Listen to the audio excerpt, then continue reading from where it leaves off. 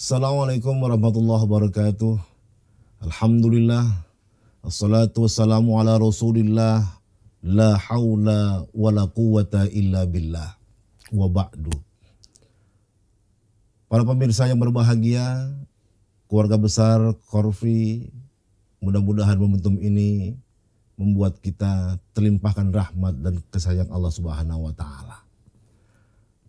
Selaku delegasi dari Sekretariat Jenderal DPR RI dalam dakwah kali ini membawakan sebuah judul Musyawarah Keluarga dalam Bingkai Demokrasi.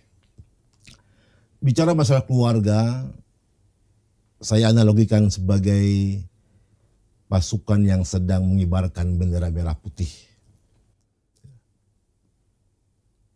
Bendera akan bisa naik ke atas berkibar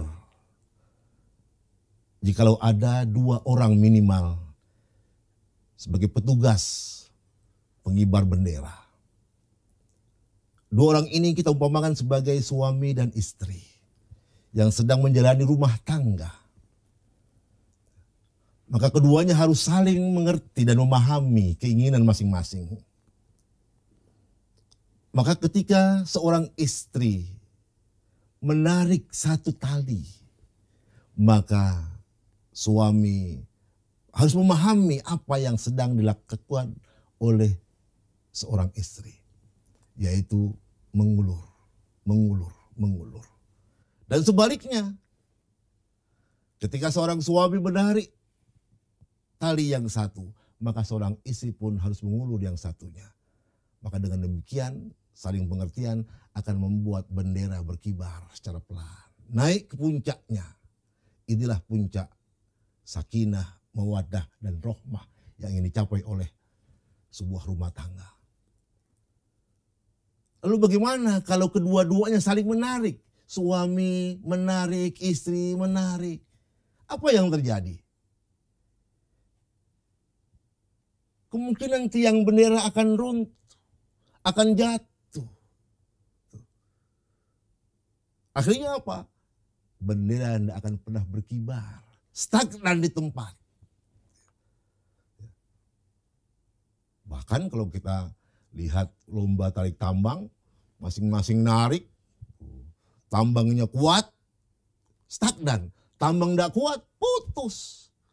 Rumah tangga pun demikian. Ketika suami istri tarik menarik, maka tambang tiang bendera akan jatuh. Siapa ini tiang bendera? Mertua dan orang tua. Maka ketika suami istri dalam sebuah rumah tangga memiliki masalah yang sama, saling tarik menarik, maka tiang bendera harus tetap di tengah, kokoh berdiri tegak. Tidak boleh condong ke kanan, tidak boleh condong ke kiri. Artinya tidak boleh memihak kepada putra-putrinya. Misalnya istri mengadu ke ayahnya, ya gimana sih itu Bang Somad itu kerjaannya di rumah aja. Tidak mau cari kerjaan. Nah, orang tua saat itu tidak boleh memihak pada putra.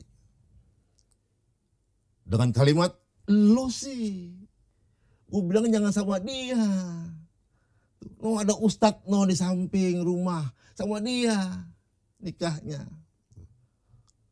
Nah, ketika ini terjadi, maka kemungkinan besar ya, bendera tidak akan pernah naik ke atas. Mahligai cinta kebahagiaan tidak akan pernah sampai dan dirasakan oleh rumah tangga tersebut. Malah justru penghancuran. Sampai pada titik akhir perceraian. Nah, sungguh sangat disayangkan. Maka musyawarah dalam rumah tangga harus dijalankan. Harus diterapkan. Para pemirsa yang berbahagia. Sebagai kisah yang kedua untuk mencapai rumah tangga yang bahagia adalah pemberian apresiasi. Orang tua ke anak, anak pun ke orang tua sedemikian rupa. Lihat kisah Nabi Allah Ibrahim alaihissalam al-Khalil. Ketika Allah perintahkan kepadanya untuk menjadikan kurban mengorbankan anaknya. Dengan kalimat yang indah Allah sampaikan kepada beliau dalam surah As-Saffat ayat 102. Allah Subhanahu wa taala berfirman, "Ya bunayya, inni ara fil manami anni azbahuk. Fandur madza tara." Wahai anakku, semalam datang perintah dan titah Tuhanku. Aku menyembelihmu. Fandur madza tara. Bagaimana pendapatmu, hai anakku? Para pemirsa yang berbahagia, lihat orang tua diperintahkan oleh Allah untuk menyembelih putranya. Dan bagaimana jawaban sang putra? Lihat ayat berikutnya. Ya abatif alma tu'mar, satajiduni insyaallah minas sabirin.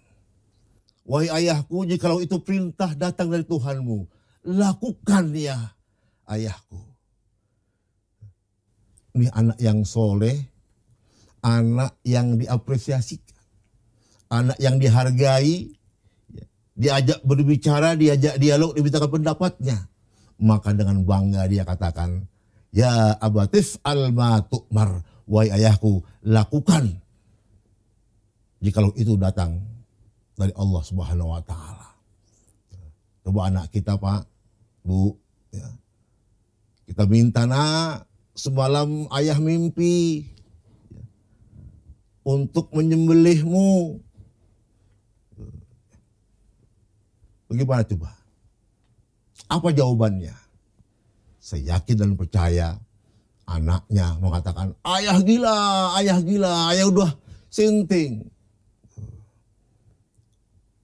Nah, oleh karena itu, dalam usaha mencapai rumah tangga yang bahagia,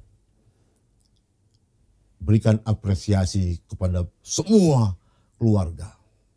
Suami mengapresiasi istri, istri mengapresiasi suami, orang tua mengapresiasi ke putra-putrinya. Dengan demikian, maka insya Allah akan mudah mencapai kebahagiaan rumah tangga. Saling mengerti. Para pemirsa yang berbahagia, keluarga besar Korpi, mudah-mudahan kita semua terlimpahkan rahmat Allah Subhanahu wa taala. Sebagai akhir dari tausiah ini, maka konklusi yang bisa kita ambil ya, untuk mencapai rumah tangga yang bahagia harus melalui musyawarah. Musyawarah dikemas dalam bentuk kelembutan, dikemas dalam bentuk memberi maaf dan mengerti, saling mengerti. Yang semuanya itu merupakan rahmat Allah Subhanahu wa taala.